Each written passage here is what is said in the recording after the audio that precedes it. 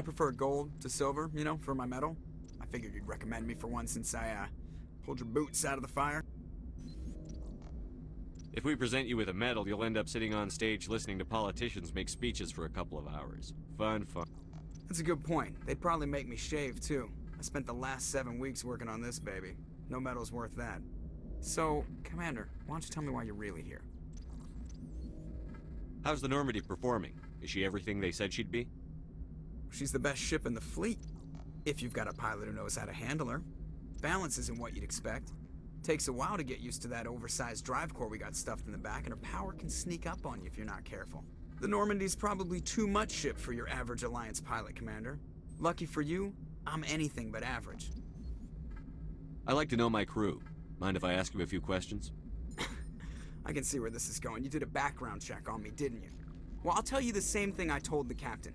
You want me as your pilot. I'm not good. I'm not even great. I am the best damn helmsman in the Alliance fleet. Top of my class in flight school, I earned that. All those commendations in my file, I earned every single one. Those weren't given to me as charity for my disease. I'm sorry, Joker. I didn't even know you were sick. You mean you didn't know? Oh, crap. Okay, I've got Vrolik syndrome, brittle bone disease. The bones in my legs never develop properly. They're basically hollow, too much force and they'll shatter. Even with crutches and my leg braces, it's hard to get around. One wrong step and crack! It's very dramatic, but I've learned to manage my condition, Commander. Put the Normandy in my hands and I'll make her dance for you. Just don't ask me to get up and dance unless, you like the sound of snapping shin bones. Why does everyone call you Joker? It's a lot shorter than saying Alliance Flight Lieutenant Jeff Moreau. Plus, I love to make little children laugh. You're dodging the question. Look, I didn't pick the name. One of the instructors in flight school used to bug me about never smiling. She started calling me Joker, and it stuck. Why didn't you ever smile? Hey, I worked my ass off in flight school, Commander. The world's not gonna hand you anything if you go around grinning like an idiot. By the end of the year, I was the best pilot in the academy, even better than the instructors, and everybody knew it. They'd all got their asses kicked by the sickly kid with the creaky little legs. One guess who was smiling at graduation?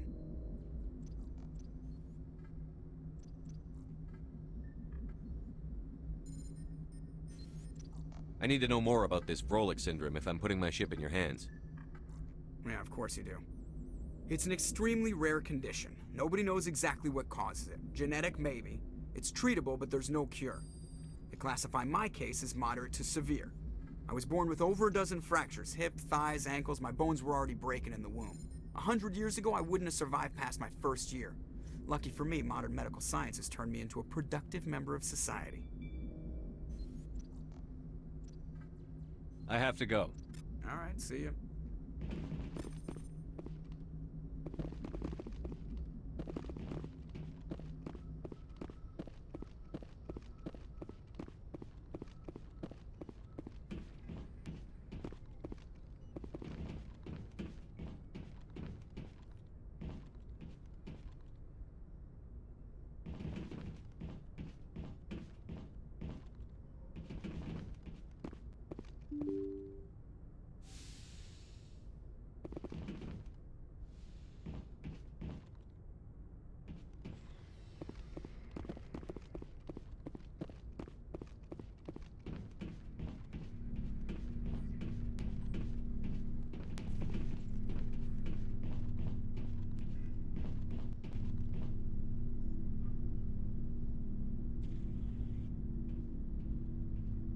Anything you need, Commander? Just trying to get a sense of where the crew's at. Thoughts? Is this an official evaluation, Commander? Or off the record? Alenko, when it's just you and me, you can consider it off the record. That's a generous attitude. Okay. I think there's something wrong with all this. This Saren is looking for records on some kind of galactic extinction, but we can't get backup from the Council? Sorry, Commander. There's writing on the wall here, but someone isn't reading it. The Council doesn't want to believe anything's wrong. I'd call it human nature, but... I hear you. It just seems like a group that's been around as long as the Council should see this coming. Sorry if I got too informal. Protocol wasn't a big focus back in Bot. Tell me about it. Biotic acclimation and temperance didn't last past the airlock. To the kids they hauled in, it was brain camp. Sorry, hauled in is unkind. We were encouraged to commit to an evaluation of our abilities so an understanding of biotics could be compiled. There are worse results of accidental exposure to element zero in the womb. Beats the brain tumors some kids grew up with. Is there some question about how you were exposed? My mother was downwind of a transport crash. It was before there were human biotics, a little after the discovery of the Martian ruins. It only gets iffy around 63 when kinetics was running out of first-gen subjects. Until then, they'd relied on accidentals. Bunch of guys in suits show up at your door after school, and next thing you know, you're out on Jump Zero. Jump Zero is Gagarin Station, right? What's it like? Yeah, that's the official name. Biggest and farthest facility we had for decades. Right on the termination shock, the outer edge of the solar system. It's where they did all the Goose Chase FTL research before we caught on to using mass effect fields. It was a sterile research platform when I was there. There were other kids in the same boat, right? At least you weren't alone out there. That's true. We did have a little circle that'd get together every night before lights out. We didn't have much to do, though. It was a research platform then, and kinetics kept Jump Zero off the extranet to prevent leaks. Then you must have had plenty of time to get to know each other. Yeah, we'd sit around and bull every night after dinner, play cards or network games. There was this girl named Rana, who had a little circle grow up around her. She was from Turkey. Her family was very rich. But she was smart and charming as hell. Beautiful, but not stuck up about it. I think you'd have liked her. Sounds like she was special to you. She was. Maybe she felt the same. But things never felt together. Training, you know. You know of any intentional exposures for certain? No one knows. Doesn't mean they didn't happen. As big as the exposures were, it was hard to track down accidentals. It was different then. No one knew the potential, so there wasn't a lot of regulation. Anything kinetics did was gold. I'm not saying they intentionally detonated drives over our outposts, but in retrospect, they were damn quick on the scene. Jump Zero is a long way from home. What was it like? The grand gateway to humanity looks a lot better in the vids. But that's my own baggage, Commander. No bearing on this. Alenko, there's no regulation that says you can't be friends with your commander. I appreciate that, Commander. I just don't want you to think that I'm a whiner. Besides, I've got my past squared away.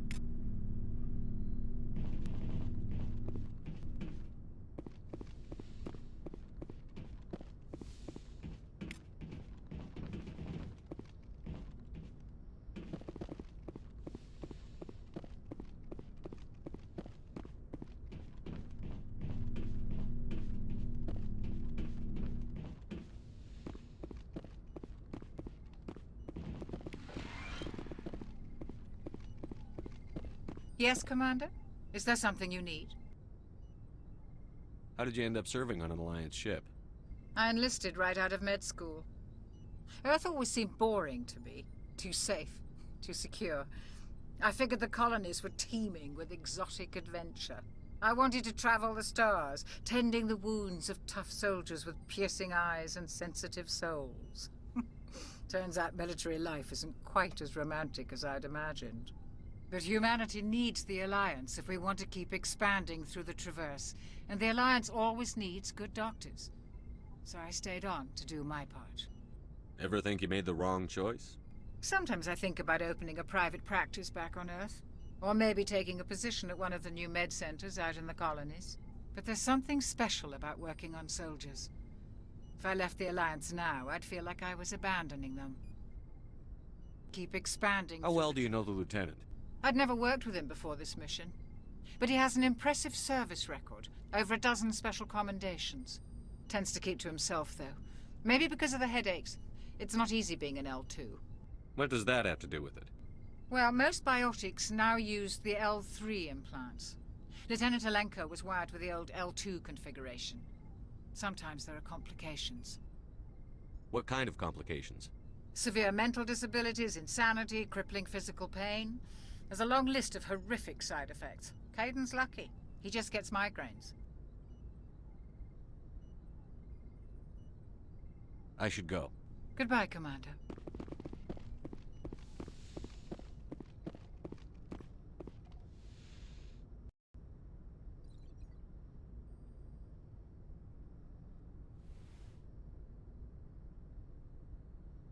I never properly thanked you for saving me from the Geth, Commander. If you hadn't shown up, I'm just glad we got there in time. So am I. I know you took a chance bringing me aboard this ship. I have seen the way your crew looks at me. They do not trust me. But I am not like Benezia. I will do whatever I can to help you stop Saren. I promise. Don't worry, Liara. I trust you. I know you won't let me down. It means a lot to hear you say that, Commander. Thank you. Tell me about yourself, Liara. Me? I am afraid I am not very interesting, Commander. I spend most of my time on remote digs, unearthing mundane items buried in long-forgotten Prothean ruins. Sounds dangerous. And lonely. Sometimes I would run afoul of indigenous life forms or stumble across a small band of mercenaries or privateers, but I was always careful.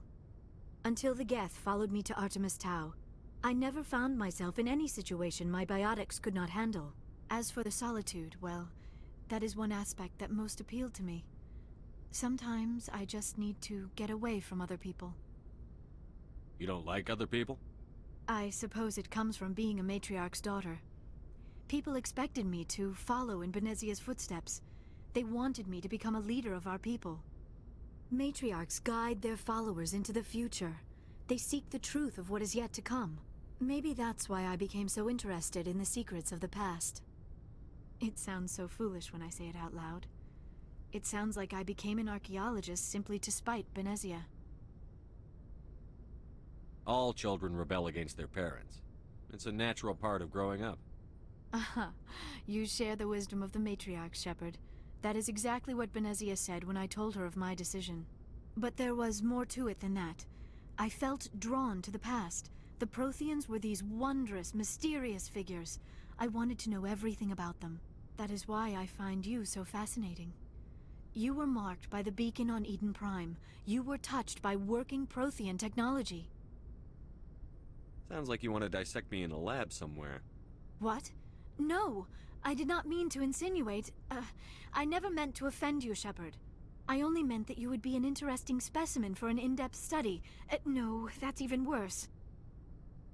Calm down, Liara. I was only joking. Joking? Oh, by the goddess, how could I be so dense? You must think I am a complete and utter fool. Now you know why I prefer to spend my time in the field with data disks and computers. I always seem to say something embarrassing around other people. Please, just pretend this conversation never happened. Do you know why Benezia joined up with Saren? I don't understand it. She was always outspoken about the need for the Asari to become more involved in shaping galactic events. Maybe she thought allying herself with Saren would somehow be for the greater good in the long run. At least I hope so. This hurts you, doesn't it? None of this makes any sense to me. I have not spoken to Benezia in many years, but I know her, and this was not like her. Something changed. I'd like to know more about the Asari. We were the first species to discover the Citadel. We were instrumental in forming the Council, and we always strive to be the voice of peaceful cooperation in galactic disputes.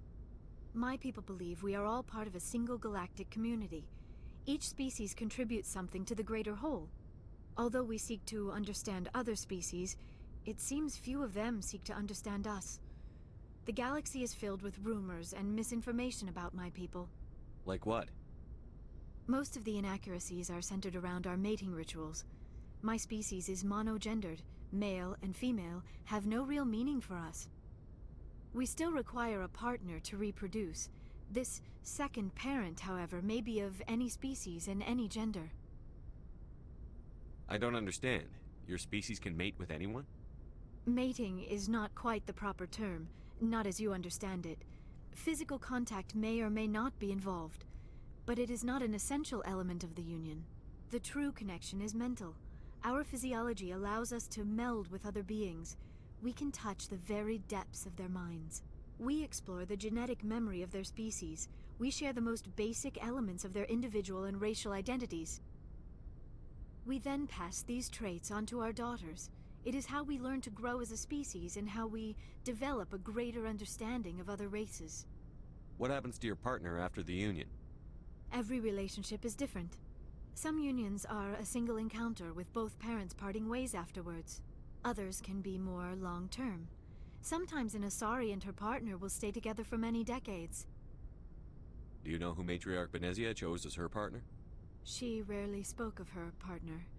Though I know my father, if you want to use that term, was another Asari. Benezia never told you her partner's name? Union with our own kind is no longer common, not for the purposes of reproduction. Most Asari believe it weakens our species. Asari daughters inherit racial traits from the father species.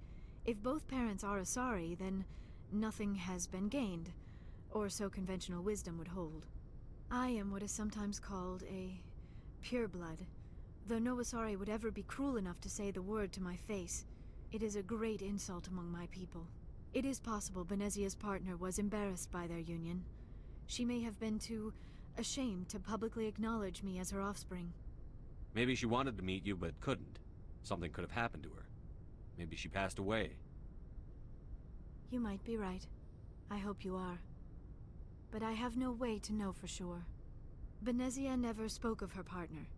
Whatever happened, it caused her too much pain to dwell on it. She raised me by herself, though that is not uncommon. Many Asari raise their children alone, particularly if the father species is short-lived. Often the partner will pass on long before the child reaches maturity.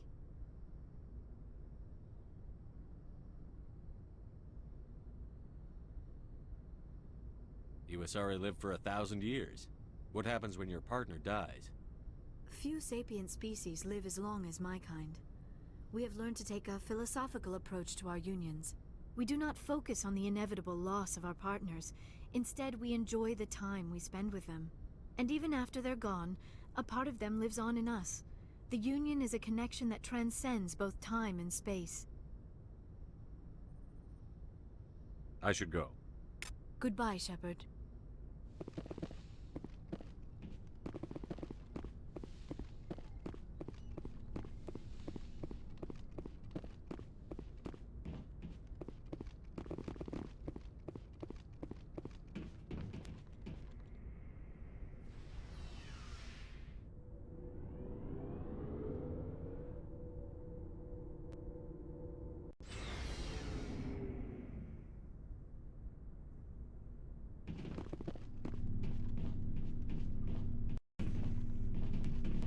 Shepard, what can I do for you? What's your story, Rex? There's no story. Go ask the Quarian if you want stories. You Krogan live for centuries. Don't tell me you haven't had a few interesting adventures. Well, there was this one time the Turians almost wiped out our entire race. That was fun. I heard about that. You know, they almost did the same to us. It's not the same. It seems pretty much the same to me. So your people were infected with a genetic mutation? An infection that makes only a few in 1,000 children survive birth? And I suppose it's destroying your entire species? I suppose it isn't all the same. I don't expect you to understand, but don't compare humanity's fate with the Krogan. I was just making conversation. I wasn't trying to upset you. Your ignorance doesn't upset me, Shepard. As for the Krogan, I gave up on them long ago. The genophage infected us, but it's not what's killing us. Are your people really dying? We're sure not getting any stronger. We're too spread out. None of us are interested in staying in our own system. Lots of species have left their homes and prospered. But they go to colonize new worlds. We're not settlers. We're warriors. We want to fight. So we leave. Hire ourselves out. And most of us never go back. What can you tell me about the genophage? Ask the Solarians if you want details. They made it. All I know, it makes breeding nearly impossible. Thousands die in stillbirth, and most never get that far. Every Krogan is infected. Every one. And no one's rushing to find a cure. Why don't the Krogan try to find a cure? When was the last time you saw a Krogan scientist? You ask a Krogan, would he rather find a cure for the genophage or fight for credits? He'll choose fighting every time. It's just who we are, Shepard. I can't change that. Nobody can. So long, Rex. Shepard. Commander, you have a minute to talk? I keep an open door policy. If you have any concerns, lay them on me. All right. I know things are different aboard the Normandy, but I'm concerned about the aliens, Vicarian and Rex. With all due respect, Commander, should they have full access to the ship? They may not serve the Alliance, Chief, but they're allies. At least as far as Saren goes. This is the most advanced ship in the Alliance Navy. I don't think we should give them free rein to poke around the vital systems. Engines, sensors, weapons. You don't trust the Alliance's allies? I'm not sure I'd call the Council races allies. We, humanity, have to learn to rely on ourselves. Standing up for ourselves doesn't mean standing alone. I don't think we should turn down allies. I just think we shouldn't bet everything on them staying allies. As noble as the Council members seem now, if their backs are against the wall, they'll abandon us. You've got a pessimistic view of the universe, Williams. A pessimist is what an optimist calls a realist. Look, if you're fighting a bear and the only way for you to survive is to sick your dog on it and run, you'll do it. As much as you love your dog, it isn't human. It's not racism, not really. Members of their species will always be more important to them than humans are. These seem like deeply held beliefs, Williams. What made you think this way? My family's defended the Alliance since it was founded. My father, grandfather, great-grandmother, they all picked up a rifle and swore the oath of service. I guess we just tend to think of Earth's interests as our own. It doesn't sound like you've worked with aliens before. No, sir. Mainly I've been groundside, part of the surface garrison forces. I did get a rotation on a space station for training. Every Marine a rifleman, every rifleman ZG certified. That's odd. Your record is spotless and your technical scores are exemplary. You should be serving with the fleet. Anyway, that's why I haven't served with many aliens, Commander. I come from a military family too. My parents were both Navy. Anybody in your family we might know? Couldn't say, Commander. We probably have a lot in common. You join up to carry on the tradition? Mainly I wanted to serve. Protect the Alliance, save lives, you know. Glad to hear it. I'd hate to think you were out here for a free college education. All right. I can see where your concerns are coming from, Williams. But this is a multilateral mission. You're going to have to work with aliens, like it or not. It won't be a problem, Commander. You say jump, I say how high. You tell me to kiss a Turian, I'll ask which cheek. I don't think kissing Turians will be necessary. You never know, Commander. What's your opinion on the last mission? Not sure I buy Dr. Tassoni's story about her and her mom not talking. They're family, right? I think she's being straight with us. Or at least, I don't think she lies very often. Yeah, she's probably really bad at it. Hey, want me to ask her about her sex life? Might be illuminating. I don't think she's used to teasing. Good-natured or otherwise. No fun, Commander. Too bad those ruins got destroyed. I mean, they lasted thousands of years. That's impressive. We'll talk later, Williams. Looking forward to it, sir.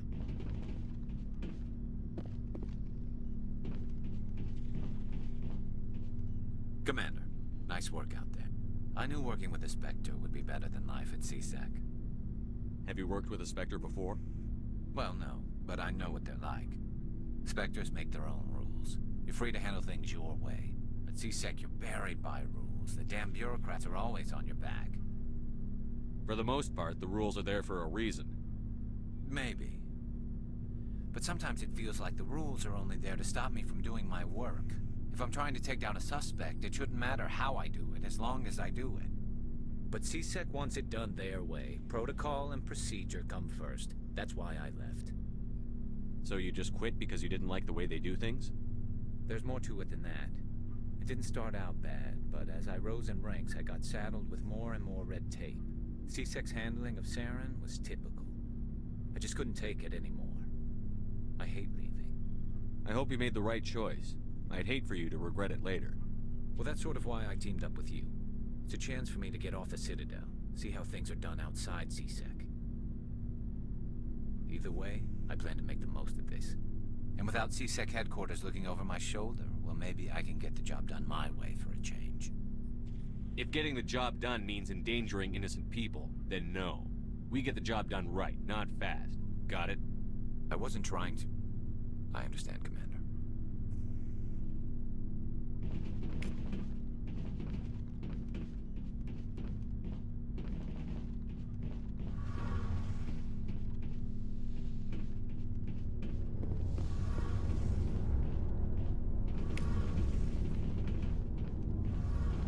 Hey, Commander, you know that Quarian, Tali? She's been spending all her time down here asking me about our engines. I'll tell her to leave you alone. What? No, she's amazing. I wish my guys were half as smart as she is. Give her a month on board and she'll know more about our engines than I do. She's got a real knack for technology, that one. I can see why you wanted her to come along. I figured she'd be a real asset to the team. You got an eye for Tali, Commander, but I'm guessing that's not why you came down here. Fill me in on the IES stealth systems. How does it work exactly? You can't hide a ship out in space. They emit too much heat and radiation. Too easy for sensors to pick them up, unless you find a way to capture those emissions.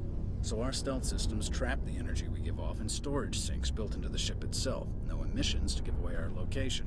Eventually the sinks have to be vented. More than a few hours silent running and they overheat. Cook us inside our own hull. There's no way for anyone to detect us?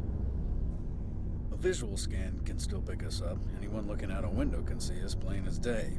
But you have to be pretty close to get an actual visual out in space. Most vessels rely on scanners. As long as the stealth systems are engaged, they can't see us. Not unless we accelerate to FTL speeds. Why doesn't it work with faster-than-light travel? Cranking up to FTL blue shifts our emissions, pushes them into frequencies too high to capture in the sinks. As soon as we make the jump, it's like setting off a flare.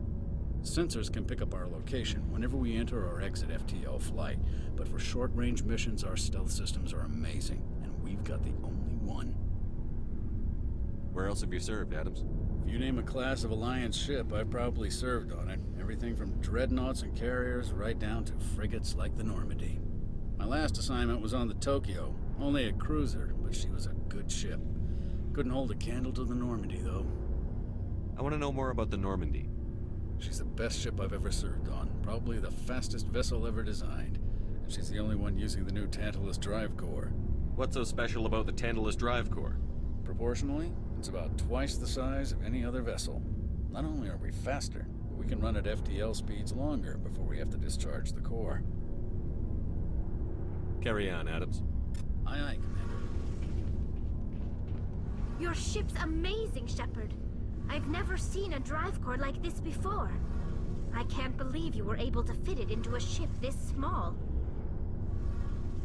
I'm starting to understand why you humans have been so successful. I had no idea Alliance vessels were so advanced. The Normandy's a prototype. Cutting-edge technology.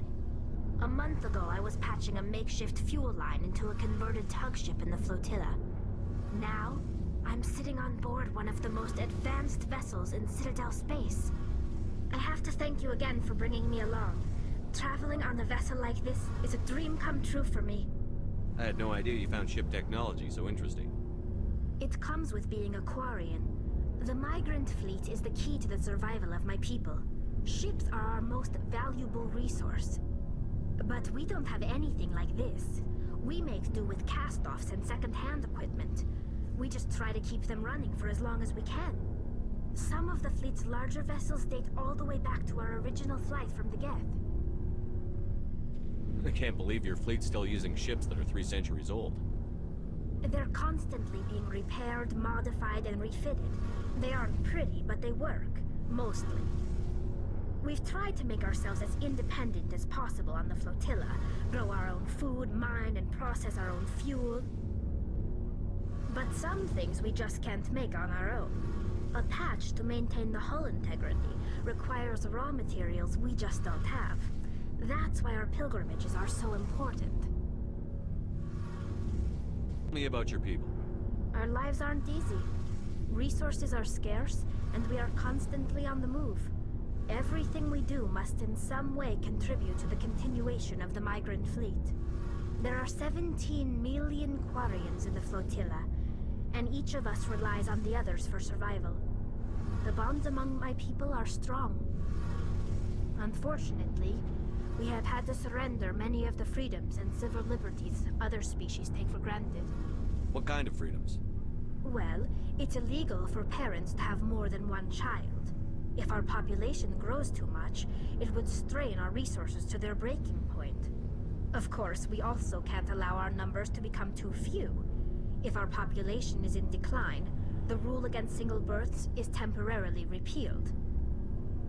In extreme cases of population decline, incentives are even offered to encourage multiple births, though the Conclave hasn't had to take such measures in nearly a century. That's your government. The Conclave is our civilian branch of government. Each ship can elect a representative to serve on the Conclave and make decisions that affect the fleet as a whole. On matters that affect an individual ship, however, the captain has the final say. It's a tradition that dates back to the early days, when the fleet was governed by martial law. Fortunately, most captains nowadays are smart enough to have an elected council from their crew to give them advice and guidance. So the ultimate power rests with elected officials. In practice, the Conclave and the respective council for each ship tend to set the rules that govern our daily lives. But in theory, we are still under military jurisdiction. The 5 top-ranking military officials in the fleet serve on the Admiralty Board. These 5 have the power to overrule any decision by the Conclave in case of emergency.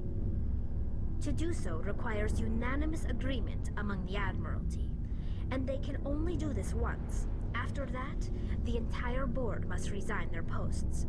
It's a safeguard that served us well. In nearly 3 centuries, the Admiralty Board has only overruled the Conclave 4 times.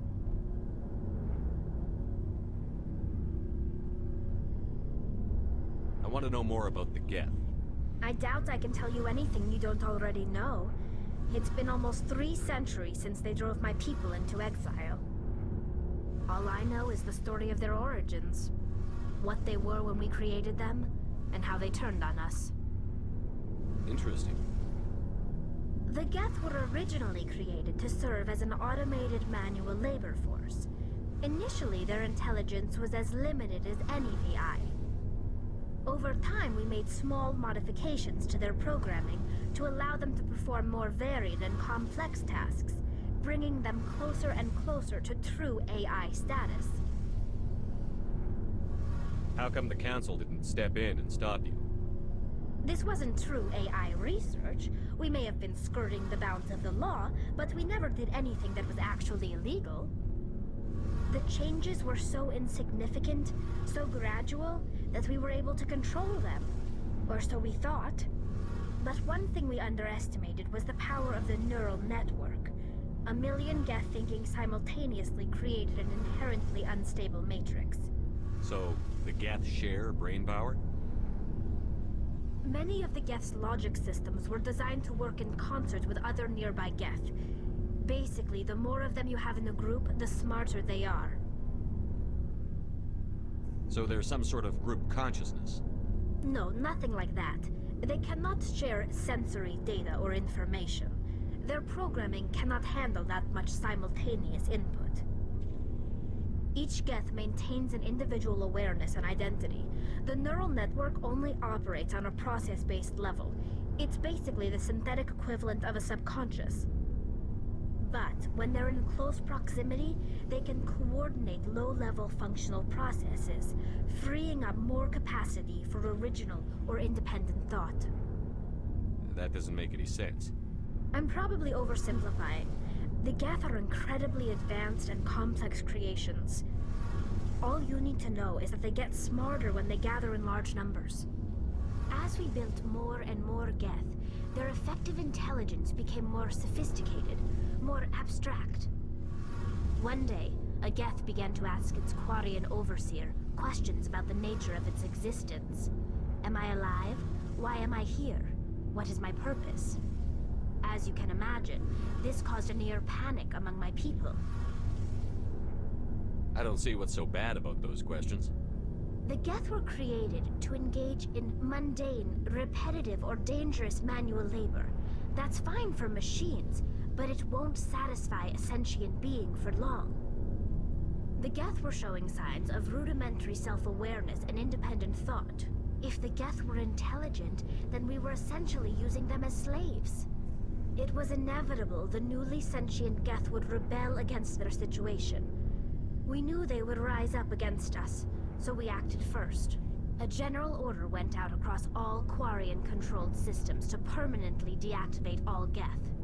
The Geth responded to this order violently. You can't blame them for fighting for their survival. We had no other choice. The Geth were already on the verge of revolution. By acting quickly, we had a chance to end the war before it began.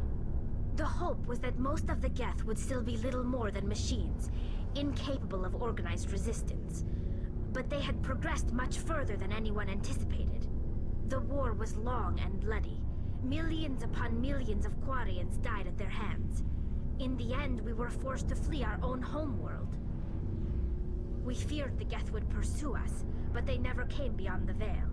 Now we drift through space, exile searching for a way to reclaim what was once ours. It's hard to feel sorry for you. Your ancestors tried to wipe out another species. We made a mistake when we created the Geth in the first place, but we did not make a mistake when we went to war against them. If we had not acted, they would have wiped us out. They're a synthetic life form. They have no use for organics. None. Why do you think they cut themselves off from the rest of the galaxy? Why do you think they've killed every organic being who's ever tried to contact them? I didn't mean to offend you. I'm sorry. I didn't mean to get so worked up. Most Quarians tend to have pretty strong opinions about the Geth. I want to know more about the pilgrimage. When my people reach maturity, we leave our birth ships and seek acceptance with a new crew. It's necessary to maintain genetic diversity among the fleet. But no ship wants to accept someone who will be a burden on them. So, to prove our worth, we embark on a pilgrimage. We set out alone, leaving the flotilla and our families behind us. We only return once we have found something of value we can bring back to the fleet. This is presented as a gift to the captain of the respective ship we wish to join. If the gift is accepted, we are welcomed into the crew. Can a captain choose to reject the gift? That doesn't happen often. Most captains are eager to increase the size of their crew. It increases their own standing in our society. Even when a gift is not particularly valuable, the captain usually accepts it out of a sense of tradition. However, there is a stigma to presenting a substandard gift. It's not the best way to make a good impression on a new community. Most pilgrims don't return until they find something worthwhile. I can't believe they just send you off alone. It's not like they just cast us out. Before we leave, we are given lessons in how to survive outside the flotilla, and given gifts to help us on our journey. We also receive implants to fight off sickness and disease. Generations of living in an isolated and highly controlled environment have left our immune systems weaker than most. By the time we leave the fleet, we are well equipped for the pilgrimage. This is a rite of passage for all Quarians. If it were dangerous, our numbers would suffer. Virtually every pilgrimage ends with a triumphant return and the ritual presentation of the gift to one of the fleet's captains. I want to talk about something else. Like what? I should go. See you later.